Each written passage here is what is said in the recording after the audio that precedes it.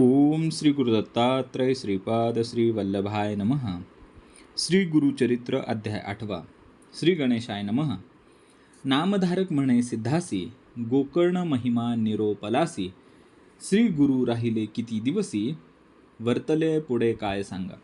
आणि पहिल्या चोवीमध्ये नामधारक सिद्धांना विचारतो की तुम्ही गोकर्ण क्षेत्राचा महिमा सांगितला, पण श्री गुरु त्या ठिकाणी किती दिवस राहिले आणि पुढे काय घडले ते कृपया विस्ताराने सांगा. ही ओवी साधकाच्या जिज्ञासेचं प्रतीक आहे. नामधारक म्हणजे आपण साधक, तुम्ही आम्ही प्रत्येकजण नामधारकच आहोत.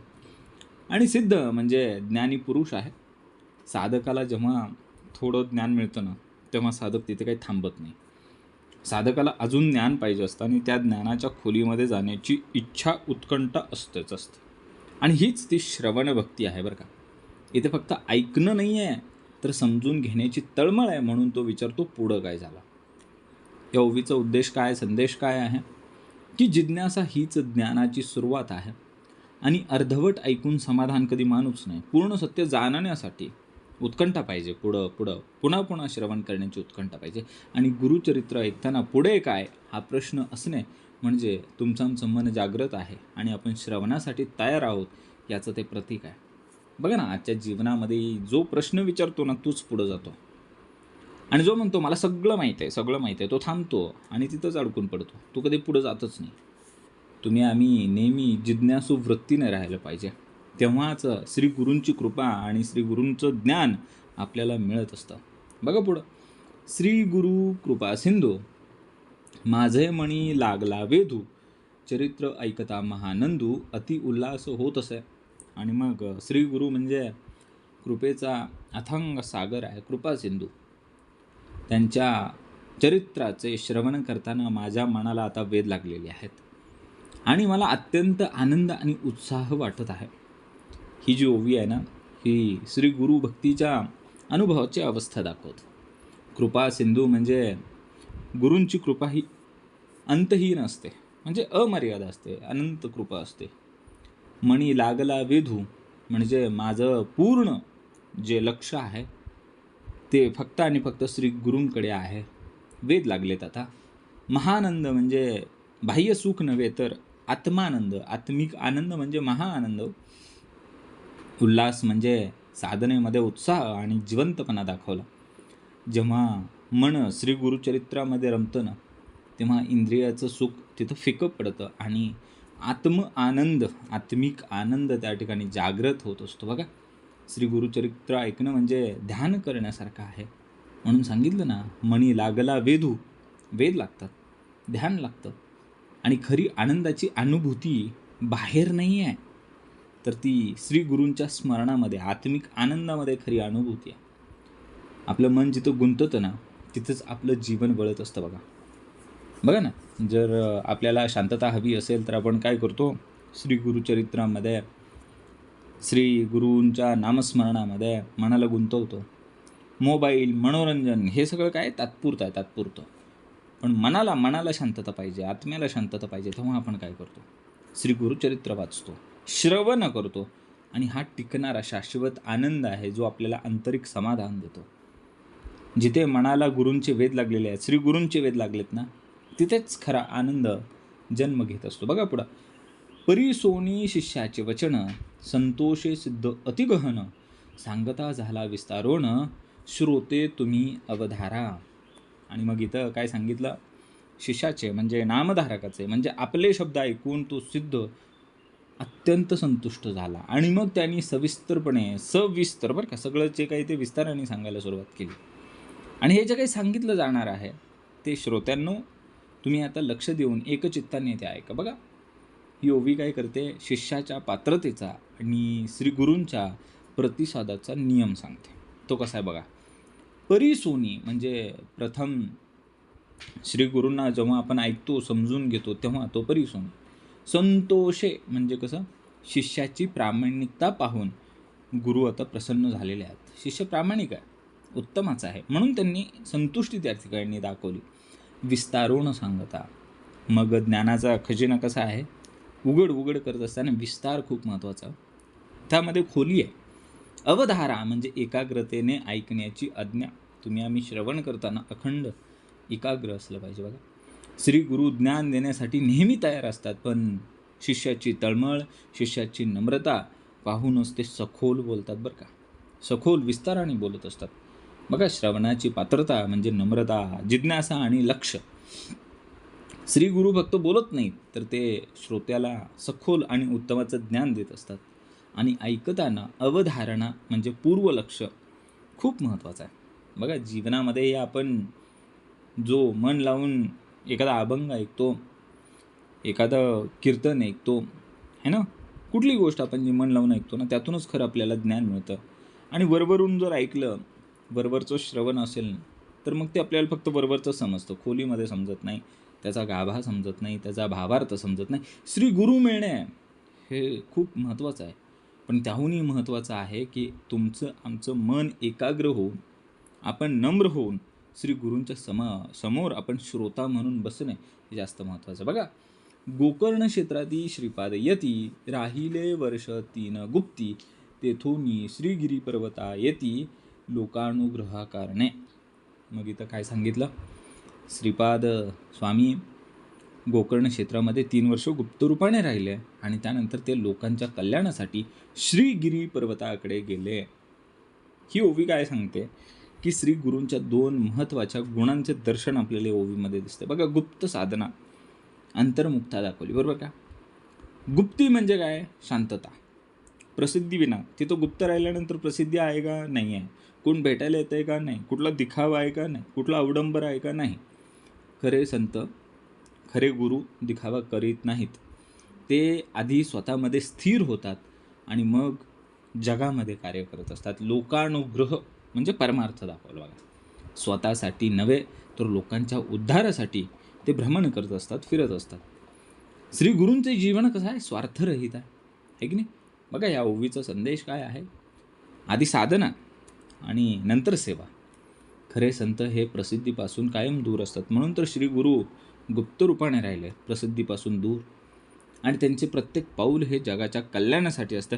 नंतर ते गुप्त रूपातून दृश्य रूपामध्ये कधी आले? लोकानुग्रह स्तव, लोकांचा आग्रह होता परमार्थासाठी, ते दृश्य स्वरूपामध्ये आले जगाच्या कल्याणासाठी. आपण दैनंदिन जीवनामध्ये मात्र उलटं करतो. आधी प्रसिद्धी घेतो भरपूर, सगळ्यांनी मला मान सन्मान पदप्रतिष्ठा पैसा विसा दिला पाहिजे, प्रसिद्धी दिली पाहिजे, आणि मग नंतर काहीतरी करण्याचा आपण प्रयत्न करायला जातो.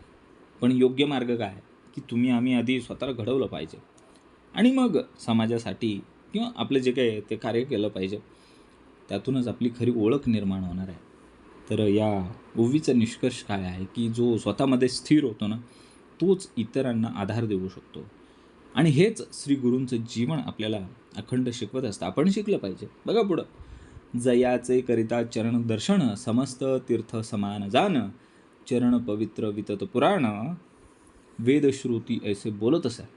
आणि मग या ओवीमध्ये काय समजलं आपल्याला की ज्याचे चरण दर्शन घेतले की ते सर्व तीर्थांच्या दर्शनास समान आहे. आणि वेदपुराणामध्ये ते सांगितलं आहे की श्री गुरूंचे चरण हे अत्यंत पवित्र आहे आणि ते सर्वत्र सर्वज्ञ आहे. बघा, ही ओवी आपल्याला सांगते की श्री गुरुचरणाचा महिमा किती मोठा आहे, अगाध आहे. जयाचे करता चरण दर्शन, ज्यांचे आपण चरण दर्शन करतो श्री गुरूंचे, ते समस्त तीर्थाच्या समान आहे. बघा, चरण दर्शन म्हणजे फक्त पाय पायचेत का? नाही आहे. तर चरण दर्शन म्हणजे अखंड शरण जाणे, पुन्हा पुन्हा न्यासिता झाला, पुन्हा पुन्हा शरण जाणे. समस्त तीर्था समान, मग काशी असो, गंगा असो, प्रयाग असो, हे सर्व तीर्थक्षेत्र जे आहेत ना, त्या तीर्थांच्या समान काय आहे? सामर्थ्य गुरुचरणामध्ये आहे आणि त्या चरण दर्शनामध्ये आहे. वेदश्रुती बोलत असे. आणि ही केवळ श्रद्धा नाही आहे, तर हे शास्त्रसिद्ध सत्य आहे. गुरुचरण म्हणजे अहंकाराचा त्याग, गुरुचरण म्हणजे शरणागती, गुरुचरण म्हणजे आत्मसमर्पण. तीर्थयात्रा बाहेर आहे, पण श्री गुरुचरण हे अंतर्मनातील तीर्थ आहे. बघा ना, तीर्थयात्रा करायला आपण अगदी हिमालयापर्यंत जातो, पण जेव्हा आपण श्री गुरूंचं चरण आपल्या अंतर्मनातील ते तीर्थ आपण त्या ठिकाणी निर्माण करतो, त्यांचं दर्शन होणे म्हणजे अंतर्मनातील तीर्थ आपल्याला मिळत असतं. बघा, जो श्री गुरूंच्या शरणी जातो ना, शरण जातो, तोच वेगवेगळ्या तीर्थांची त्याला गरज कधी उरत नाही. बघा, एकदा का सद्गुरूंना शरण गेलं ना, बाकी जगातल्या कुठल्याही तीर्थाची गरज पडत नाही. खरे पावित्र्य बाहेरच्या पाण्यामध्ये नसून खरे पावित्र्य हे सद्गुरूंच्या कृपेमध्ये आहे. अनेक लोक तीर्थयात्रा करतात, येतात ना बाहेर फिरून, हिमालयामध्ये जातात, 4 धाम करतात, है ना, सगळं करतात. पण त्यांचं मन काही बदलत नाही, चित्त काही स्थिर होत नाही, त्यांच्यावरती सद्गुरू कृपा काही होत नाही.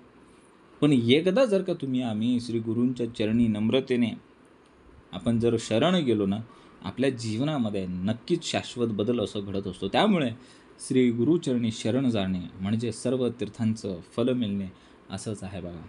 समस्त तीर्थे गुरुचरणी, तो का हिंडे तीर्थभवनी, लोकानुग्रहा लागुनी जात असे प्रियसा.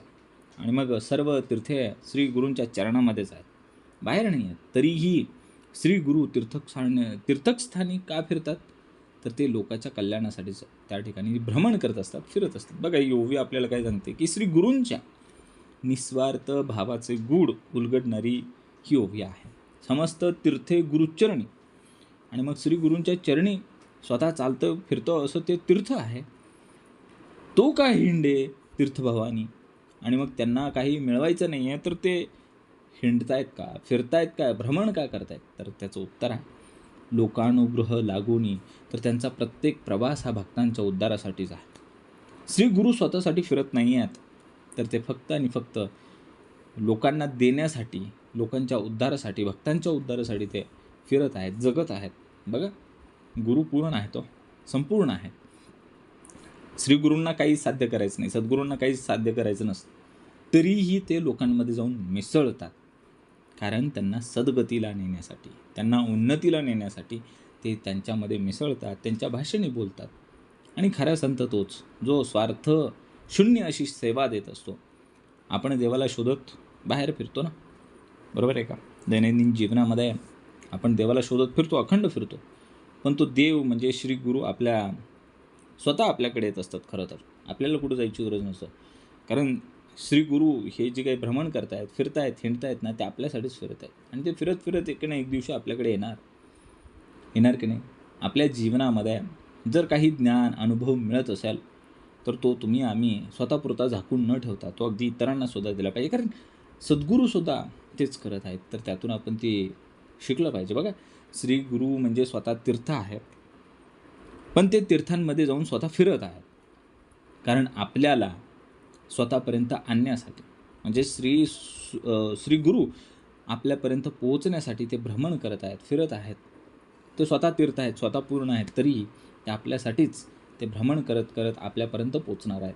मासचारी क्रमुनी तेथे आले निवृत्ती संगमाते, दर्शन देती साधू भक्तांते, पातले तया कुरवपुरा. मग इथं 4 महिने ते श्रीगिरींकडे राहून श्री गुरु निवृत्ती संगम येथे ते आले. तेथे साधू भक्तांच्या दर्शन तिथं त्यांना ते दिलं आणि ते देऊन ते पुढे कुरवपूर या ठिकाणी गेले. बघा, ते योगी काय सांगते की श्री गुरूंच्या नियोजित कार्यपद्धतीचं दर्शन आपल्याला कळतंय का? पहिले 4 मास म्हणजे 4 महिने दाखवले. 4 मास क्रमोनी श्री गुरु कोणत्याही कार्य म्हणजे पूर्ण काळ करूनच त्या ठिकाणी पुढे जात असतात. पहिल्यांदा 4 मास ते राहिले, त्याच्यानंतर ते कुठे आले? निवृत्ती संगमा. बाह्य अर्थाने स्थान आहे, पण आंतरिक अर्थाने ते काय आहे? निवृत्ती आहे. मनाचं वैराग्य दाखवलं आणि आत्म्याशी झालेला संगम दाखवला. दर्शन देती साधू भक्तात आणि श्री गुरु पुढे स्वतःहून पुढे येतात आणि ते काय करतात? दर्शन देतात साधूंना, भक्तांना, कृपा करत असतात अखंड. श्री गुरूंचा प्रवास म्हणजे प्रत्येक ठिकाणी योग्य वेळी जाऊन भक्तांना जागृत करणे, हा त्यांचा अखंड प्रवास सुरू असतो. बघा, ही ओवी आपल्याला काय सांगते की साधना ही टप्प्याटप्प्याने क्रमाक्रमाने होत असते. मग येतं ते निवृत्ती येते, वैराग्य येते, आणि त्याच्यानंतरच ते पुढचा आध्यात्मिक टप्पा आपण गाठत असतो. श्री गुरु योग्य वेळी योग्य लोकांना योग्य ठिकाणी दर्शन देत असतात. बघा, जीवनामध्ये घाई करून काहीच मिळत नाही. आम्ही दैनंदिन जीवनामध्ये घाई खूप असते, कुठंतरी पोचण्याची घाई, काहीतरी मिळवण्याची घाई, पद पैसा प्रतिष्ठा मिळवण्याची घाई. पण प्रत्येक गोष्टीला एक ठराविक वेळ द्यावा लागतो. आपल्याला एखादं पद मिळवायचं असेल तर तेवढा एक्सपिरियन्स गरजेचा आहे, तेवढा एक्सलन्स गरजेचा असतो. पण आध्यात्मिक मार्गावरती चालत असताना आपल्याकडे वैराग्य पाहिजे, डिटॅचमेंट पाहिजे, है ना? आणि त्यासाठी वेळ घेतला पाहिजे ते वैराग्य येण्यासाठी. त्याच्यानंतर सद्गुरूंची कृपा होणार आहे, श्री गुरूंचं ज्ञान आपल्याला मिळणार आहे. गुरु योग्य वेळ, योग्य ठिकाण आणि योग्य निवडूनच त्यांच्यावरती कृपा करत असतात. आपल्याला फक्त तयारी करायची असते, पात्रता धारण करायची असते. बघा, कुरवपूर महाक्षेत्र, कृष्णा गंगा वाहे नीर, महिमा जेथील सांगता अपार, भूमंडळात दुर्लभ. मग या ओवीमध्ये आपल्याला काय कळालं की कुरवपूर हे महान असं तीर्थक्षेत्र आहे. तीर्थक्षेत्र का? कारण तिथं पाणी आहे. पाणी कुठल्या नद्यांचं आहे? कृष्णा नदी आहे, बरोबर का? गंगे समान वाहणारी ती पवित्र नदी आहे कृष्णा नदी. त्या स्थळाचा महिमा इतका मोठा आहे की तो पूर्ण सांगतासुद्धा येणार नाही. आणि तो पृथ्वीवर असलेलं अत्यंत दुर्लभ असं, भूमंडळात दुर्लभ ते ठिकाण आहे, स्थान आहे. बघा, ही ओवी आपल्याला पवित्र स्थान आणि गुरूंची उपस्थिती म्हणजे दिव्य ऊर्जा हे तत्त्व सांगत आहे. आपण समजून घेतलं पाहिजे. महाक्षेत्र सांगितलं. काय सांगितलं? महाक्षेत्र. काय? कुरवपूर महाक्षेत्र. मग कुरवपूर कसं आहे? महाक्षेत्र आहे. म्हणजे काय आहे? ती काही भौगोलिक जागा नाही आहे. महाक्षेत्र याचा अर्थ ते ऊर्जेचं केंद्रबिंदू आहे. कृष्णगंगा सांगितलं. नदी म्हणजे काय आहे? शुद्धीकरण आहे. बाह्य आणि आंतरिक दोन्ही शुद्धीकरण म्हणजे ती कृष्णा नदी दाखवली. महिमा अपार. मग काहीही जे काही अनुभव असतात ना, ते शब्दात सांगता येत नाही. शब्द पुरेसे नसतात तिथे, आणि ते अनुभव फक्त अनुभूती घेण्यासाठीच असतात. मग कुरवपूर विशेष का आहे बघा, तर कुरवपूर कारण तिथं श्री गुरूंचं वास्तव्य झालेलं आहे. तिथं कृष्णा नदी आहे. ते एक महाक्षेत्र आहे, म्हणजे ऊर्जेचं केंद्र आहे, आणि ते अतिशय दुर्लभ आहे या पूर्ण भूमंडळामध्ये. आपल्याला ही ओवी काय सांगते की प्रत्येक जागा ही तीर्थ नसते. जिथे साधनं आहे, श्री गुरूंची कृपा आहे, तिथेच ते तीर्थ निर्माण होत असतात. बाह्य पवित्रता म्हणजे ती नदी दाखवली, आणि आंतरिक पवित्रता म्हणजे ती भक्ती दाखवली, आणि यातूनच आपल्याला खरा अनुभव येणार आहे. आणि काही गोष्टींचं वर्णन करताच येत नसतात, त्याला फक्त अनुभवावं लागत असतं. आपण बाहेर तीर्थ शोधत असतो दैनंदिन जीवनामध्ये, पण मन जर शुद्ध नसेल तर त्या तीर्थाचा फायदा काय? ते शोधून फायदा काय? मनामध्ये शुद्धीकरण नसेल तर. म्हणून बाहेरची यात्रा आणि आतली शुद्धी असेल तरच काय होतं? साधना पूर्ण होते. जिथे श्री गुरु आहेत, पवित्रता आहे आणि भक्ती, हे सगळं तिन्ही एकत्र आहे ना, तिथेच खरं महाक्षेत्र तयार होत असतं, निर्माण होत असतं. बघा, तेथील महिमा सांगता विस्तार होईल बहुत कथा, पुढे असे चरित्र अमृता, सांगेन ऐका एकचित्ते. आणि मग त्या स्थानाचा म्हणजे कुरवपुराचा महिमा सांगायला गेलो तर फार मोठी कथा होईल. पुढे मी हे अमृतमय चरित्र सांगतो, तुम्ही ते एकाग्रतेने ऐका. ही ओवी आपल्याला सांगते की श्रवणाची तयारी आणि मर्यादा हे दोन्ही आहे. महिमा सांगता विस्तार होईल. दिव्य गोष्टी पूर्णपणे शब्दांमध्ये मावत नाहीत, कारण त्यांची लीला अगाध असते, अगम्य असते. चरित्र अमृता म्हणजे श्री गुरुचरित्र म्हणजे आत्म्यासाठी असलेलं अमृत आहे. तुमच्या आमच्यासाठी असलेलं ते अमृत आहे. ऐक चित्ता, ऐका एक चित्ते. मग आता ऐकायचं आहे, श्रवण करायचं आहे, पण कसं? पूर्ण एकाग्रतेने, पूर्ण मन लावून, संपूर्ण समर्पित होऊन. कारण ज्ञान मिळवण्यासाठी मनाची उपस्थिती, माइंड प्रेझेन्स अत्यंत आवश्यक आहे. सर्व काही जाणून घेणे शक्य नाही आहे, सगळं शक्य नाही आहे, पण जे काही मिळत आहे ना आपल्याला आता सध्या, ते तरी आपण काय केलं पाहिजे? पूर्णपणे एकाग्र होऊन, पूर्ण लक्ष देऊन ते श्रवण केलं पाहिजे. श्री गुरुचरित्र म्हणजे हे अमृत, म्हणजे तुमच्या आमच्या आत्मिक पोषणासाठी खूप महत्त्वाची गोष्ट आहे. स्पिरिच्युअल नरिशमेंट म्हणजे काय आहे? हे अमृत आहे, श्री गुरुचरित्र आहे. आणि इथं जर एकाग्रता नसेल ना, तर ते अमृतही मग निरुपयोगी ठरेल. एकाग्रता असेल तर हे गुरुचरित्र रूपी अमृत तुम्हा आम्हाला आत्मिक पोषण देईल. आणि जर मग एकाग्रता नसेल, मन विखुरलेलं असेल, तर मग ते अमृतही काय उपयोगाचं ठरणार नाही, निरुपयोगी असेल. तर बघा ना, दैनंदिन जीवनामध्ये आज आपण जे ऐकतो ते खरंच आपण लक्षपूर्वक ऐकतो का? बघा ना, आपण कुठं गेलो, कीर्तनाला गेलो, भजनाला गेलो, जपतप करायला लागलो, सगळं लक्ष मोबाईलमध्ये असतं. माझ्या रीलला किती लाईक आले असतील, माझ्या फेसबुक पोस्टला किती कमेंट आले असतील, हे सगळं डिस्ट्रॅक्शन मोबाईलमधून होतं. त्यामुळे जे काही आपण श्रवण करतो ना, ते काही आतमध्ये जात नाही, ते अमृत आपल्याला मिळत नाही, आणि त्याच्यातून त्या अमृताचा आपल्याला काही लाभ होत नाही. पण जेव्हा ह्याच्यावरती एक उपाय आहे बरं का, पण जेव्हा आपण काही चांगलं श्रवण करतो, तेव्हा जर आपण एकचित्ताने, है ना, पूर्ण फोकस, एकाग्र होऊन जर आपण श्रवण केलं, क्वालिटी लिसनिंग केलं ना तर परिवर्तन आहे, ट्रान्सफॉर्मेशन आहेच आहे. मग या ओवीचा निष्कर्ष काय आहे की श्री गुरुचरित्र हे अमृतच आहे. पण ते अमृत पचवण्यासाठी आपल्याला काय करायचं आहे, एकचित्त मन पाहिजे, फुल फोकस पाहिजे. तेव्हाच आपल्यामध्ये शाश्वत परिवर्तन होणार आहे. ते पचणार आहे ते अमृत, नाहीतर नाही पचणार. बघा, श्रीपाद राहिले कुरवरूपी, ख्याती राहिली भूमीवरी, प्रगटे महिमा अपरंपारी, सांगता विस्तार असे देखा. आणि मग श्रीपाद कुरवपूर येथे राहिले आणि त्यांची कीर्ती संपूर्ण भूमीवर पसरली, भूमंडळी. आणि मग त्यांचा महिमा अपरंपार असा प्रकट झाला आणि तो सांगायला गेलो तर खूप जास्त विस्तार होईल. ही ओवी काय सांगते की श्री गुरूंचा त्यांच्या अस्तित्वाचा प्रभाव दाखवत आहे ही ओवी. राहिले कुरवपुरी म्हणजे श्री गुरु जिथे स्थिर होतात ना तिथं आध्यात्मिक ऊर्जा जागृत होते, ते कुरवपूर ठिकाण. ख्याती भूमीवरी, आणि मग खरे संत स्वतः प्रसिद्धी घेत नाहीत. त्यांची कीर्ती आपोआप त्या ठिकाणी दूरवरती पसरत जात असते आणि अत्यंत वेगाने ती कीर्ती पसरत जाते. महिमा अपरंपारी, आणि मग श्री गुरूंची कृपा आणि प्रभाव हे मोजता येत नाही. ते मोजता येत नसतं. श्री गुरूंच्या जीवनाचा उपदेश काय आहे ते काही सांगण्यापेक्षा असण्यातून लोकांना बदलतात. बरोबर आहे का? या ओवीचा मुख्य संदेश काय आहे की खरी महान तत्व काय आहे, न बोलता न दाखवता प्रभाव पाडणे हेच महान तत्व आहे.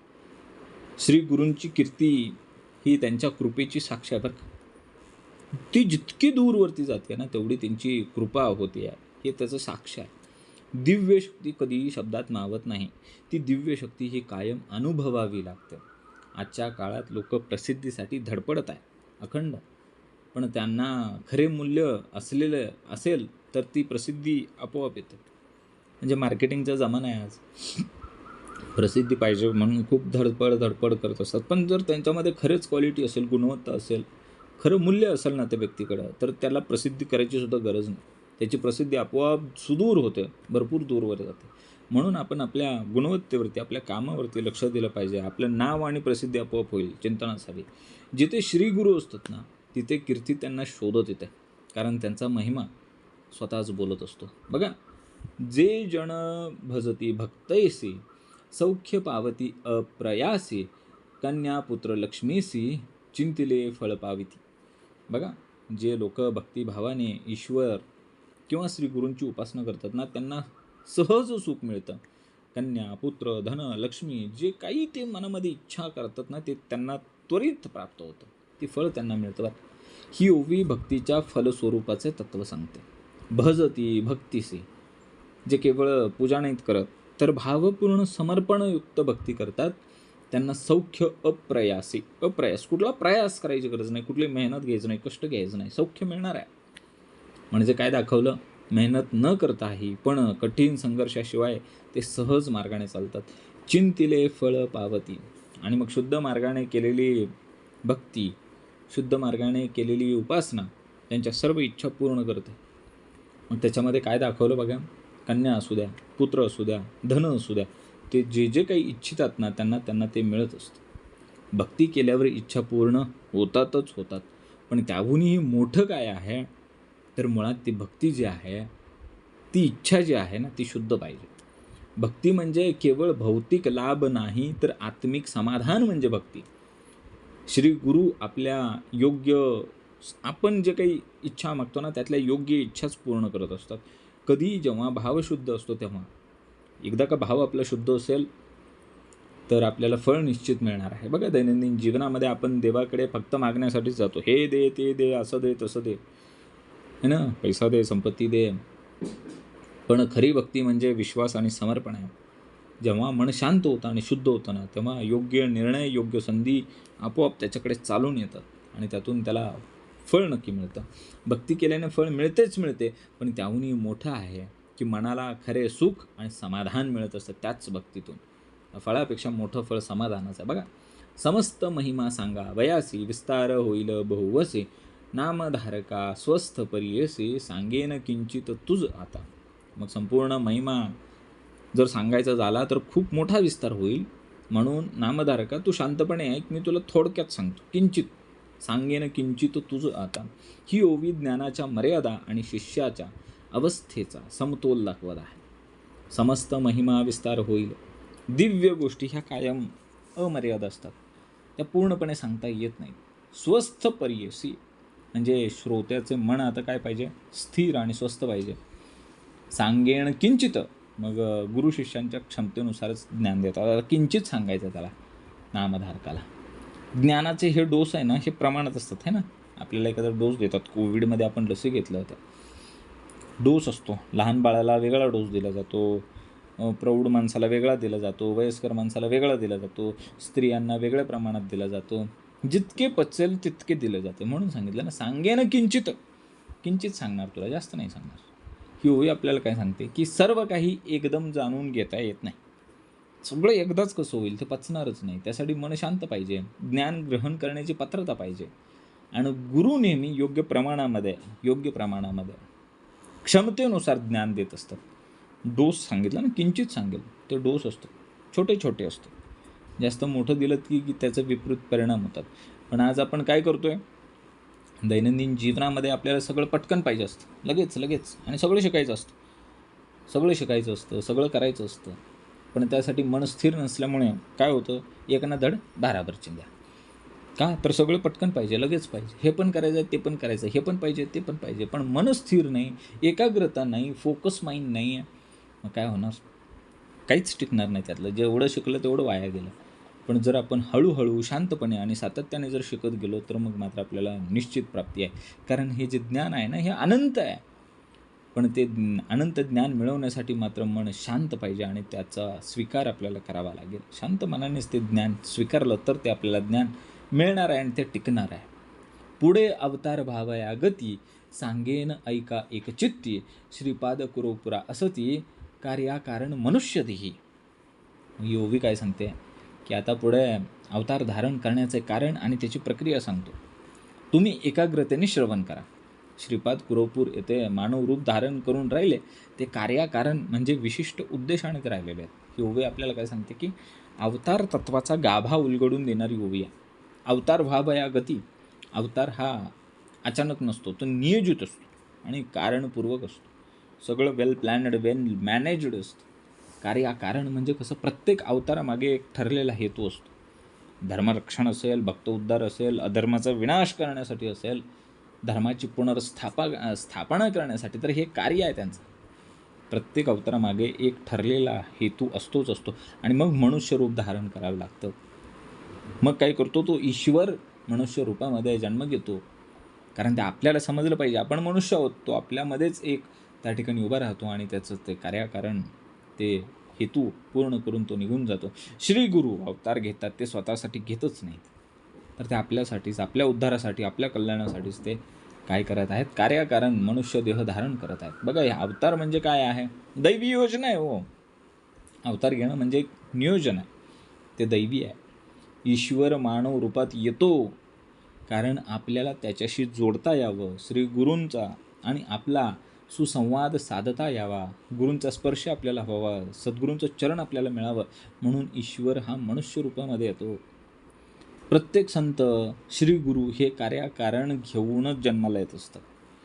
असेच ते कुठलाही हेतू न घेता जन्माला येत नाहीत. त्यांचं कार्य खूप मोठं आहे, फक्त आपल्याला समजलं पाहिजे. बघा ना, आपल्या दैनंदिन जीवनामध्ये, आपल्या जीवनातही आपण काही विनाकारण करायला जात नाही. बघा, अजिबात नाही. इकडं जायचं आहे, तिकडं जायचं आहे, काहीतरी स्वार्थ असतो. तिकडे जायचं आहे तर तिकडं काहीतरी खायला चांगलं मिळतं म्हणून जायचं आहे, इकडं जायचं आहे तर त्या ठिकाणी इंटरव्ह्यू म्हणून जायचं आहे. असं कधी झालं आहे का, आपण गाडी काढली आणि बळच कुठंतरी एखाद्या विपरीत दिशेला चाललो आहे, 100 किलोमीटर तिकडे जायचं, कशासाठी जायचं, काय काय काय कारण नाही, काय नाही, असं नसतं होत. आपण प्रत्येक जी कृती करतो जीवनामध्ये, त्याच्यामागं आपण काही ना काहीतरी एक स्वार्थ असतो, पर्पज असतो, हेतू असतो की नाही. तसंच आहे, प्रत्येक जन्मामागे, प्रत्येक अवतारामागे काहीतरी हेतू आहे, पर्पज आहे. जर तो हेतू आपण शोधलात, इवन आपल्या मानवी जीवनामध्ये आपण जर आपल्या कलाकौशल्य सगळे शोधले, आपला जन्म का झाला आहे, तर आपलं जीवन खूप अर्थपूर्ण होईल.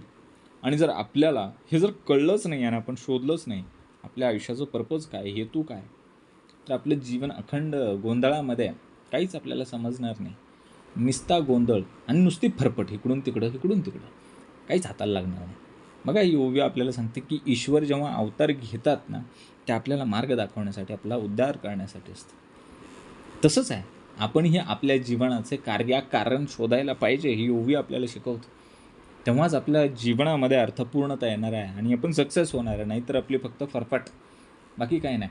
अवतार व्हावयाचे कारण सांगेन त्याचे पूर्वकथन, वेदशास्त्र संपन्न ब्राह्मण होता तया ग्रामी. अवतार धारण करण्याचे कारण सांगण्यासाठी त्याची पूर्वकथा सांगतो. त्या गावात एक वेदशास्त्रामध्ये पारंगत असा ब्राह्मण होता.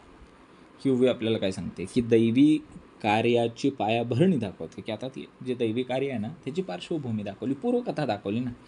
कोणतीही दैवी घटना अचानक घडत नाही, तिच्या मागे एक पूर्वभूमिका, पार्श्वभूमी असते. आणि मग तिथे एक व्यक्ती दाखवला, वेदशास्त्र संपन्न ब्राह्मण दाखवला, ज्ञान संस्कार धर्म हे सर्व त्या कुटुंबामध्ये आधीपासून होतं. म्हणजे अवतारासाठी योग्य वातावरण तिथं तयार झालेलं होतं, पार्श्वभूमी. दैवी कृपा कुठं घडते, जिथे आधीच पुण्य आहे, संस्कार आहे, पात्रता आहे, अशा ठिकाणी. बघा ना, या ओवीचा मुख्य संदेश काय, की मोठमोठ्या घटनांची आधी आपण काही केली, पार्श्वभूमी पाहिली पाहिजे, बॅकग्राऊंड पाहिलं पाहिजे. ज्ञान आणि संस्कार हे दैवी कृपेचे आधार असतात. फक्त जन्म नव्हे तर पूर्वकर्म आणि वातावरणसुद्धा तितकंच महत्त्वाचं असतं. पावित्र्यता खूप महत्त्वाची असते. आपल्या जीवनामध्येही आपल्याला यश जे आहे ते अचानक मिळत नाही, तर आपण त्याच्यामागे कित्येक वर्ष तयारी केलेली असते, खस्ता खाल्लेले असतात, खूप गोष्टी असतात. आणि ते यश आपल्याला असं नाही की ऑल ऑफ सडन इंटरव्ह्यूला गेलो आणि इंटरव्ह्यू क्रॅक झाला. नाही बाबा, त्या इंटरव्ह्यूची तयारी करावी लागली, आधी ईमेल करावी लागली, इंटरव्ह्यू शेड्यूल करावं लागलं, खूप गोष्टी कराव्या लागतात. आध्यात्मिक दृष्टिकोनातही तसंच आहे.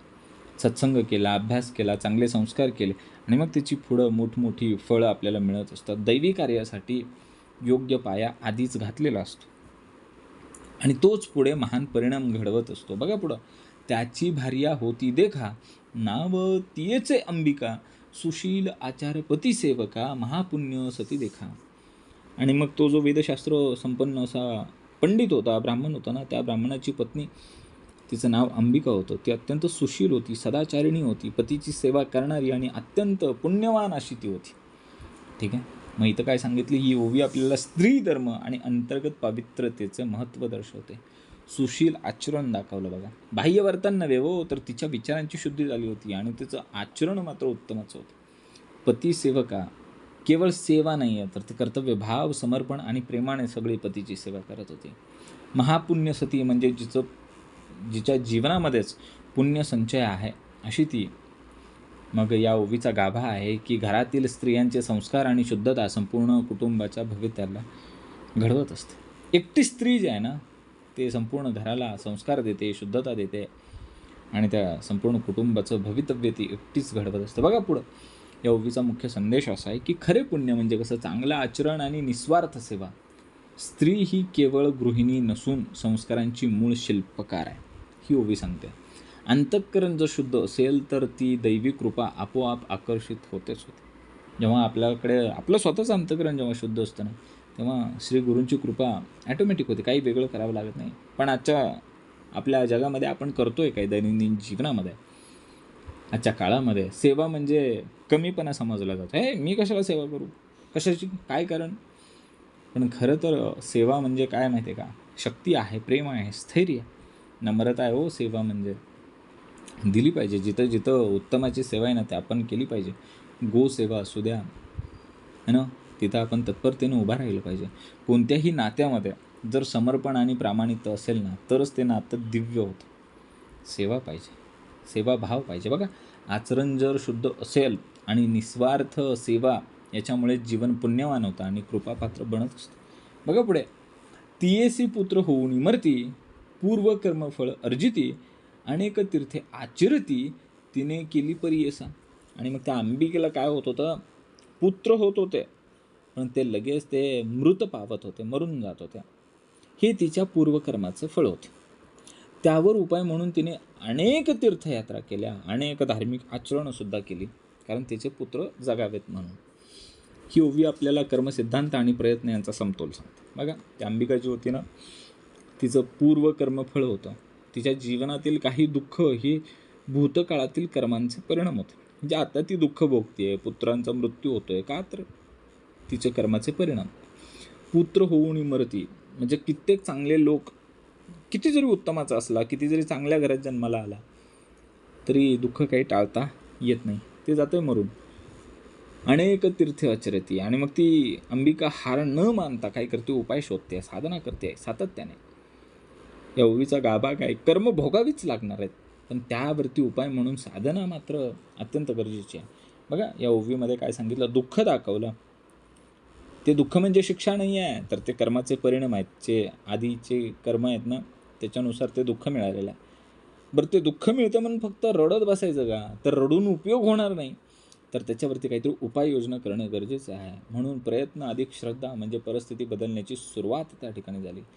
जीवनामध्ये समस्या आल्या तर ह्या माझ्याच बाबतीत का घडत आहे है ना, यासाठी मीच आहे का, माझ्याच भोगाला आलं आहे, माझ्याच नशिबाला आलं आहे, असा विचार करू नये. आपण यातून काय शिकता येईल हे आपण पाहिलं पाहिजे. तसंच आहे आध्यात्मिक मार्गामध्ये प्रार्थना, साधना, सकारात्मक वृत्ती खूप गरजेची आहे. कर्माचे फळ टाळता येत नाही, पण योग्य प्रयत्न आणि भक्तीने काय करता येतं, ती तीव्रता मात्र कमी करता येते या कर्मफळाची. बघा ऐसे असता जे होणार गती, पुत्र झाला मंदमती, माता स्नेह करी भक्ती, अपूर्व आपणासी म्हणोनी. आणि मग असे असताना इतक्या प्रयत्नानंतर तिनं अथक परिश्रम केल्याच्या नंतर तिला एक पुत्र प्राप्त झाला, जो जगला. आधीचे पुत्र जन्मायचे आणि मरून जायचे, पण एक पुत्र तिला प्राप्त झाला की जो जगला, पण तो मतिमंद निघाला. तरीही आई त्याच्यावरती अपार प्रेम करते, करुणा करते, आणि त्याला अत्यंत विशेष समजते. माता स्नेह करी भक्ती, तो मतिमंद असो ना, अपूर्व आपणासी म्हणून, आणि त्याला अपूर्व म्हणते, अरे तुझ्या इतकं सुंदर कोण नाही मतिमंद असला तरी. ही ओवी दाखवते की माया, कर्म आणि प्रेमाचा संगम कसा असतो. जे होणार गती, जे नियतीमध्ये आहे तेच घडणार, कर्माचा परिणाम अटळ आहे, ही ओवी दाखवते. पुत्र झाला मंदमती, अपेक्षेप्रमाणे फळ न मिळणे हे जीवनातलं वास्तव आहे की नाही. आपण जे अपेक्षा करतो तेच फळ मिळतं का, नाही, त्याच्यामध्ये काहीतरी फरक असतो, कमी जास्त असतं. माता स्नेह करी, आईचं प्रेम हे निस्वार्थ आहे, कधी कधी आंधळही असतं. अपूर्व म्हणून, हे आंधळं का म्हटलं, कारण तिचा मुलगा मतिमंद जरी असला तरी तो मुलगा तिला सर्वोत्तम वाटतो. हीच माया आहे. माया म्हणजे अटॅचमेंट, इल्युजन. माया म्हणजे आपल्याला वास्तवापासून दूर नेते, ती माया. मग तरी पण त्याच्यामध्ये आहे प्रेमाची शुद्धता असतेच. बघा कर्मानुसार आपल्याला फळ मिळतं, ही ओवी आपल्याला सांगते. कर्मानुसार फळं मिळतात, तुमच्या अपेक्षेनुसार तुम्हाला फळ मिळत नाही. आईचं प्रेम हे निस्वार्थ असतं, पण कधी कधी ते वास्तव नाकारतं, कारण तो मतिमंद असताना ते त्याला अपूर्व म्हणते, विशेष म्हणते. माया आणि प्रेम याच्यामध्ये सूक्ष्म फरक आहे, आम्हाला कळायला पाहिजे. बघा दैनंदिन जीवनामध्ये आपल्याला जे आपण मिळतं ना, तसं आपण ते स्वीकारलं पाहिजे, ते खूप गरजेचं आहे. आणि नात्यामध्ये हे प्रेम असलंच पाहिजे, पण वास्तवाची जाणीव ही असली पाहिजे. दाखवलं ना त्या अंबिका आता त्याला कशा पद्धतीने ट्रीटमेंट देते. नियती आपले काम करतच असते, पण प्रेम आपल्याला ते स्वीकारण्याची शक्ती देत असते, आहे की नाही. बघा वर्धता मात्या पित्या घरी, विप्रात्मज वाढला प्रीती करी, व्रतबंध करिता कुळाचारी, वेदाभ्यास करावया. मग आई वडिलांच्या घरी तो मुलगा वाढत होता, तो मतिमंद, तो सर्वांना प्रिय होता, पण पुढं कुलपरंपरेनुसार त्याचा व्रतबंध म्हणजे उपनयन करून त्याला वेदाभ्यासासाठी तयार केला जाणार होता. ही ओवी आपल्याला संस्कार आणि परंपरेचं महत्त्व दाखवते. प्रीती करी वाढला म्हणजे तो मुलगा जरी मतिमंद असला ना, तरी त्याचं संगोपन मात्र कसं झालं, अत्यंत प्रेमानं झालं. व्रतबंध करीती म्हणजे उपनयन म्हणजे आध्यात्मिक जीवनाची सुरुवात दाखवली. कुळाचारी म्हणजे परंपरा, संस्कार हे जीवनाला दिशा देत असतात. आणि वेद अभ्यास म्हणजे दाखवलं ज्ञान मार्गावरती नेण्याचा प्रयत्न चालू आहे त्या मतिमंद मुलाला. आई वडील आपल्या परीने मुलाला योग्य मार्गावरती नेण्यासाठी सर्व प्रयत्न करत असतात. हीच त्यांची धर्मपालनाची वृत्ती या ठिकाणी आपल्याला दिसत आहे. नका आपल्याला ओवी काय सांगते, ही ओवी सांगते की संस्कार हे व्यक्तिमत्व घडवत असतात. परंपरा अंधानुकरणासाठी नाही, तर जीवनाला दिशा देण्यासाठी ती परंपरा असतात, ते संस्कार असतात. प्रेम आहे, शिस्त आहे आणि शिक्षण आहे, तिथंच काय आहे, योग्य संगोपन आहे. बघा ना आजच्या काळामध्ये काय चाललं आहे माहिती आहे, दैनंदिन जीवनामध्ये केवळ शिक्षणच नाही, तर संस्कारसुद्धा देणं तितकंच गरजेचं आहे. संस्कार पाहिजेत ना. एकदा का त्याला शाळेत घातला की शाळेत तर शिक्षण मिळतं आहे, आणि संस्कार तर मात्र आपल्या घरामध्ये मिळत आहेत. आपण विसरूनच जातो.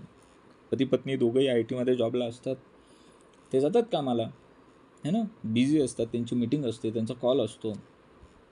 पोरगं जातं आहे शाळेला, बस येते, बसमध्ये बसते, शाळेत जाते, शिक्षण घेते. पण संस्कारांच्या मूल्यांचा अभाव त्या पोरामध्ये दिसतो बघा. मग पालकांसाठी काय पाहिजे बघा, मुलांमध्ये चांगले गुण रुजवण्याची त्यांची जी जबाबदारी आहे, मुलांवरती उत्तमाचे संस्कार करण्याची त्यांची जबाबदारी आहे, तीच आजकालच्या जगामध्ये हरवून आपण बसलेलो आहे. प्रेमाने वाढवलेले आणि संस्कारांनी घडवलेले जीवनच खऱ्या अर्थाने उज्ज्वल होणार असते. बघा पुढं, विद्या नये तया कुमरा, मंदमती अज्ञान बहिरा, चिंता वर्ते त्या द्विजवरा, म्हणे पुत्र मंदमती. मग त्या मुलाला विद्या काही सहन होत नाही, लागत नाही, किंवा त्याला ग्रहण होत नाही आहे. तो मंदबुद्धी आहे, अज्ञानी आहे, अगदी जणू बहिरा आहे. त्यामुळे त्या ब्राह्मण पित्याच्या मनामध्ये सतत चिंता निर्माण होते की माझा पुत्र मंदबुद्धी आहे. बघा, ही ओवी आपल्याला अपेक्षा, वास्तव आणि दुःख यांचा संगम दाखवते. विद्या नये म्हणजे कितीही प्रयत्न केला तरी काही गोष्टी कर्मामुळे अडकून पडतात. मग विद्या नाही, त्याला ते आता मतिबंधच आहे, तर त्याला कसं येणार बुद्धी. मंदमती, अज्ञान, ह्या बाह्य मर्यादा आहेत, आत्म्याच्या नाही आहेत. ही देहधर्म आहे, या देहाला आहे ती लिमिटेशन. चिंता वर्ते, दुःखाचे मूळ कारण दाखवलं, अपेक्षा पूर्ण न होणे, है ना. आपण परिणामावरती नियंत्रण ठेवू शकतो का? अजिबात नाही. परिणाम ते येणारच आहेत, त्याच्यावरती आपलं नियंत्रण नाही आहे. पण त्याबद्दलची प्रतिक्रिया आपण नियंत्रित करू शकतो. बघा, प्रत्येकाची क्षमता वेगवेगळी असते. तुलना केल्याने दुःख वाढतं. पालकांची नैसर्गिक एक अपेक्षा असते, पण कधीकधी ती अति अपेक्षा होते, है ना. नैसर्गिक अपेक्षा असते की आपल्या पोरांनी शाळेत जावं, शिक्षण घ्यावं. पण अति अपेक्षा काय असते की पहिलाच आला पाहिजे, पहिलाच आला पाहिजे, तो टॉप 3मध्ये असला पाहिजे, पहिला नाही तर दुसरा, नाही तर तिसरा, तो 10वा येऊ शकत नाही. ही अति अपेक्षा झाली, ती चिंतेमध्ये कन्वर्ट होते नंतर. अज्ञान हे फक्त शिक्षणाच्या अभावाने नाही, तर आत्मज्ञानाच्या अभावाने ते अज्ञान निर्माण होत असतं. बघा, दैनंदिन जीवनामध्ये प्रत्येक व्यक्ती हा युनिक आहे, प्रत्येक व्यक्ती हा एकमेव अद्वितीयच आहे. सगळ्यांना आपण एकाच स्तरात तोलत चाललो आहे. आपल्याला वाटतं की नाही, तू हेच केलं पाहिजे. अरे पण त्याच्यामध्ये असलेले कला, गुण, वैशिष्ट्य काहीतरी वेगळं आहे, त्यातून तो काहीतरी वेगळा डेव्हलप होईल. म्हणजे आई आणि वडील दोघं सॉफ्टवेअर इंजिनियर म्हणजे पोराने सॉफ्टवेअर इंजिनियर झालं पाहिजे का? नाही, तो इंजिनिअरिंगच्या ऐवजी मेडिकल फील्ड निवडेल, फार्मसी फील्ड निवडेल, एरोनॉटिक्समध्ये जाईल, पायलट होईल, नेव्हीमध्ये जाईल, एअरफोर्समध्ये जाईल, कुठेही जाऊ शकतो, तो काही करू शकतो. प्रत्येक व्यक्ती हा एकमेव अद्वितीय आहे. पालकांसाठी काय आहे या ओवीतून संदेश, तर मुलांच्या मर्यादा स्वीकारून त्यांच्या गुणांवरती आपल्याला काम करायचं असतात. कुठल्या तरी मर्यादा असतात, त्याचबरोबर कुठले तरी त्यांच्यामध्ये गुण असतात ना, जे वेगळे विशेष असतात, ते आपल्याला पाहिलं पाहिजे.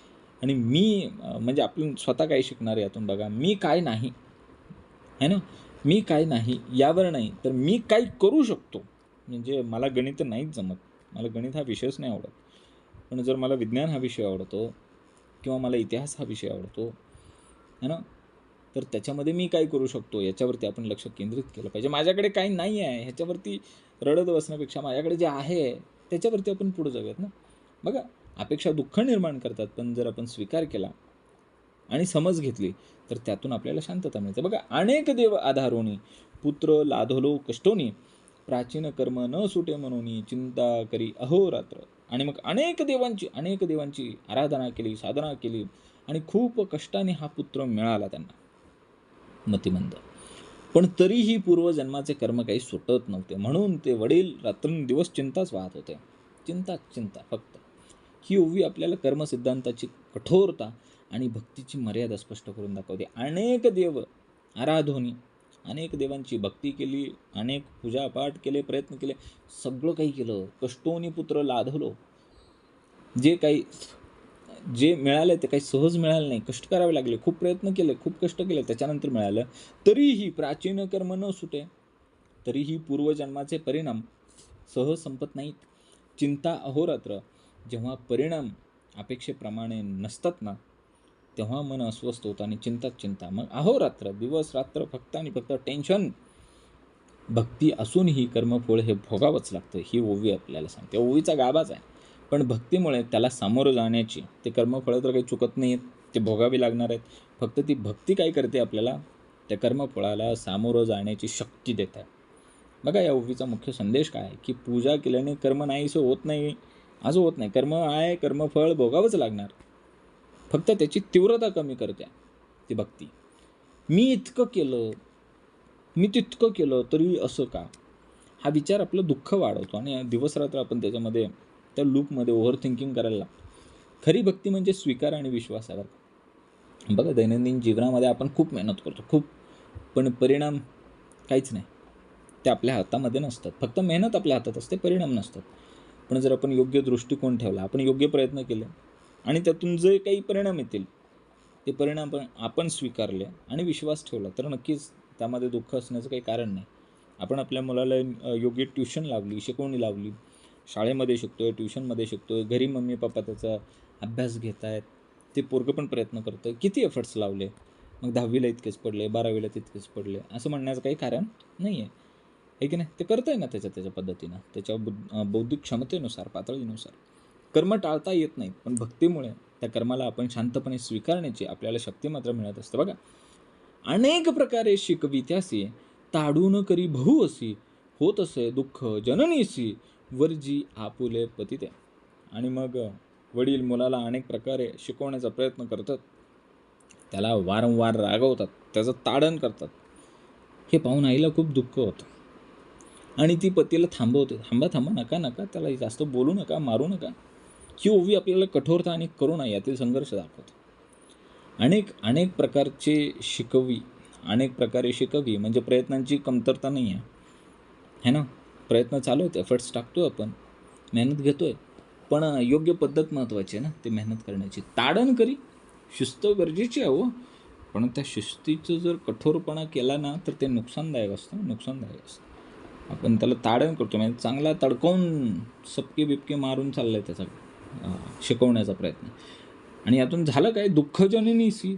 आई ती आईच असते शेवटी. आईचं हृदय हे करुणामय असतं, प्रेममय असतं आणि ती भावनिक बाजू पाहते. आई म्हणते वर्जी पतिते आणि ती सांगते की हे नका करू, संतुलन आणण्याचा प्रयत्न करते ना.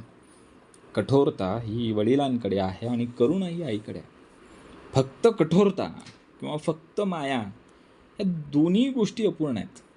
म्हणून इथं ते संतुलन दाखवलं. योग्य मार्ग म्हणजे संतुलन. शिक्षणामध्ये प्रेम पाहिजे, संयम पाहिजे आणि योग्य पद्धत खूप गरजेची आहे. अति ताणतणाव केला, रागराग केला तर त्याचे परिणाम मात्र उलटे होतात. करुणा पाहिजे, कंपॅशन पाहिजे, तितकंच महत्त्वाचं आहे. बघा ना, दैनंदिन जीवनामध्ये पालक असतात, शिक्षक असतात, फक्त ओरडत असतात, नुसतं किंचाळतात. अरे असं करू नका, तसं करू नका, हे करा, होमवर्क करा, टी व्ही नका बघू, मोबाईल नका बघू, गेम नका खेळू, नुसतं ओरडत असतात. पण साध्य काहीच होत नाही. ते पोरगं करायचंच करतं. मुलांची क्षमता ओळखून आपण शिकलं पाहिजे की हां ठीक आहे, तुला ग्राउंडवरती जायचं आहे, मैदानावरती जायचं आहे, जा खेळ, मातीमध्ये खेळ, क्रिकेट खेळ, फुटबॉल खेळ, जे तुला आवडतं ते खेळ, है ना. आणि काय होईल, खेळून ते दमन जाईल आणि मग घरी आलं की झोपून जाईल. चपाती खा, भाजी खा हा म्हणण्याचा अट्टहास कशाला. तुम्ही जे खाताय तेच मुलं खाणार. तुम्ही पिझ्झा खाणार तर ती मुलं पिझ्झा खाणार. मग तुम्ही का ओरडता की पिझ्झा खाऊ नकोस. तुम्ही बंद करा ना पिझ्झा खायचं. नात्यामध्ये काय पाहिजे माहिती आहे का, आपण समजून घेतलं पाहिजे मुलांना, आपण समजून घेतलं पाहिजे, इवन आपल्या पार्टनरला पण समजून घेतलं पाहिजे आणि आपण स्वतःवरती नियंत्रण ठेवलं पाहिजे, तरच आपल्याला परिणाम उत्तमाचे मिळणार आहेत. शिस्त आवश्यक आहे, मुलांसाठी शिस्त अत्यंत गरजेची आहे. पण जर करुणा नसलेली शिस्त असेल ना तर ती दुःख निर्माण करते. कठोर अशी शिस्त नको आहे, संतुलित शिस्त पाहिजे. बघा, पतीसी म्हणे ते नारी, पुत्र नाहीत आम्हा घरी, कष्ट करुणी नाना परी, पोसिले एका बाळकासे. मग ती स्त्री पतीला म्हणते की अहो आपल्याला काही दुसरं लेकरू नाही आहे, दुसरं मुलबाळ नाही आहे, अनेक कष्ट करून आपल्याला ही एकुलते पोरगं झालं आहे, हे बाळ झालं आहे आणि त्याला आपण वाढवलं आहे. ही ओवी आपल्याला आईची करुणा आणि वास्तवाची जाणीव आणि त्यामध्ये असलेली कृतज्ञता दाखवते. मग किती सुंदर ओवी आहे. पुत्र नाही तर आम्हा घरी, एकुलतं एक पोरगं आहे, त्याचं महत्त्व वाढलं की नाही, है ना. दुसरं कुठलंच नाही आहे, ऑप्शन नाही आहे, एकच आहे. कष्ट करूनही त्याला वाढवण्यासाठी अत्यंत आपण त्याग केले, प्रयत्न केले, कष्ट केले. पोसिले एका बाळकासी आणि आईवडिलांची मेहनत आणि प्रेम यांची आठवण त्या ठिकाणी दाखवली. जे काही आहे त्याची कदर करणं हीच खरी शहाणपणाची सुरुवात आहे. बघा, ही ओवी आपल्याला सांगते की अपेक्षेपेक्षा जे आहे त्याचे मूल्य ओळखता आलं पाहिजे. नात्यांमध्ये कष्ट आणि प्रेम यांचा विसर असू नये, बरोबर का? आईचे बोलणे म्हणजे करुणा आहे, कृतज्ञता आहे आणि वास्तविकतेची जाणीवसुद्धा आहे. दैनंदिन जीवनामध्ये आपण जे नाही त्याच्यावरती लक्ष केंद्रित करतो, त्याच्यामुळे आपलं दुःख वाढत आहे. आणि जे आहे त्याची आपण कदर केली तर मात्र आपल्याला समाधान निश्चित आहे. आणि नात्यामध्ये तेच होतं आहे. एकमेकांचे प्रयत्न आपल्याला ओळखता आले पाहिजेत. प्रयत्न काय चालला आहे? वडिलांचा प्रयत्न कठोर आहे, आईचा जो प्रयत्न आहे तो मायेने आहे, ममतेने आहे. बघा, ज्याला आपण कष्टाने मिळवतो ना त्याचीच कदर केली तरच आपल्याला नात्यांचं खरं मूल्य समजणार आहे. एवढं मिळवलं कशासाठी? मग कष्ट केले कशासाठी? त्याची कदर केली पाहिजे ना. बघा, विद्या आणि याची वेद त्यासी, वाया मारून का कष्ट तसी, प्राचीन कर्मे न सुटे त्यासी, की मूढ होऊन उपजावे. तो मुलगा वेदविद्या शिकू शकत नाही, मग त्याला जबरदस्तीने शिकवून का त्रास देत आहे? तो असतानाच मतिमंद आहे, मंदबुद्धी आहे. त्याचे पूर्वकर्म असे आहेत की तो जन्मताच मतिमंद आहे, मंदबुद्धी आहे तो. ही ओवी आपल्याला स्वीकार आणि कर्मज्ञानाचा गाभा स्पष्ट करते. विद्या नय आहे ना, प्रत्येकाची क्षमता वेगवेगळी असते, हे वास्तव आहे, हे आपण स्वीकारलंच पाहिजे. वाया करून कष्टसे, अयोग्य पद्धतीने प्रयत्न केले, निरर्थक त्रास दिला, त्याला भयंकर त्रास दिला. प्राचीन कर्म न सुटे, मग काही गोष्टी आपल्या हातामध्ये नसतातच, ते असतात फक्त कर्माचे परिणाम, ते बदलता येत नाही. मूढ होऊन उपजले, मूढ आहे ते, मतिमंद आहे, जन्माचे स्वरूपच कर्मानुसार ठरलं आहे.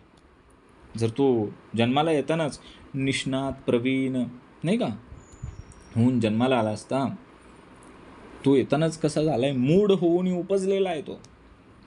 जिथे बदल शक्य नाही तिथे स्वीकार गरजेचा आहे, आणि जिथे शक्य आहे तिथं आपण योग्य मार्ग निवडलाच पाहिजे. बघा, या ओवीचा मुख्य संदेश काय आहे की जबरदस्तीने सर्व काही साध्य होत असतं का? अजिबात नाही. स्वीकार हा पराभव आहे का? नाही. स्वीकार म्हणजे समज आहे, शहाणपण आहे. कर्मज्ञान म्हणजे जीवनातील वास्तव समजणे आहे. जीवनामध्ये हे का होत नाही, ते का होत नाही, हे असं का होत नाही, याच्यावरती रडत बसण्यापेक्षा मी काय करू शकतो याच्यावरती आम्ही लक्ष दिलं पाहिजे. पालकांसाठी काय सांगते ओवी की मुलांच्या नैसर्गिक क्षमतेनुसार त्याला मार्ग दिले पाहिजेत, त्याला ओळखलं पाहिजे आणि त्याला त्याच दिशेने पाठवलं पाहिजे. त्याची सातत्याने होणारी तुलना आणि त्याच्यावरती असलेला जो दबाव आहे ना, कौटुंबिक पालक जो दबाव निर्माण करतात की नाही तुला हेच करायचं आहे, असंच करायचं आहे, तिकडंच जायचं आहे, हा दबाव टाळता आला तर उत्तम. बघा, जिथे बदल शक्य नाही आहे तिथे स्वीकार केला पाहिजे, आणि जिथे शक्य आहे तिथं योग्य रीतीने प्रयत्न करत राहणे हीच खरी बुद्धिमत्ता आहे. आता जरी तुम्ही यासी, ताडन कराल अहर्निशी, प्राण त्याजीन मी भरवसी, म्हणून विनवी पतिते. मग आता ती अंबिका रडायला लागली, ती स्त्री, आणि ती पतीला विनंती करू लागली की तुम्ही जर याला रात्रंदिवस असंच मारत राहाल ना, ताडत राहाल ना, तर मी खात्रीने सांगते की मी जीव सोडेन, मी प्राण सोडेन. ही ओवी मातृहृदयाची पराकाष्ठा आणि तीव्रतेची, करुणेची तीव्रता दाखवते.